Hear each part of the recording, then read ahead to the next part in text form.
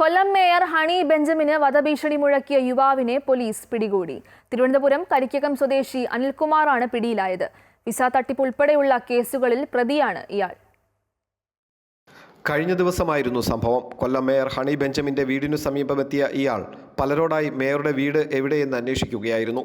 ഇയാളുടെ പെരുമാറ്റത്തിൽ സംശയം തോന്നിയതോടെ നാട്ടുകാർ തന്നെയാണ് ഈ വിവരം മേയറുടെ ശ്രദ്ധയിൽപ്പെടുത്തിയത്.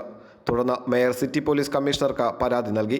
മേയറുടെ വീട് അന്വേഷിക്കുന്ന സമയം ഇയാളുടെ കൈവശം കത്തി കണ്ടെന്നായിരുന്നു നാട്ടുകാർ മേയറോട് പറഞ്ഞത്.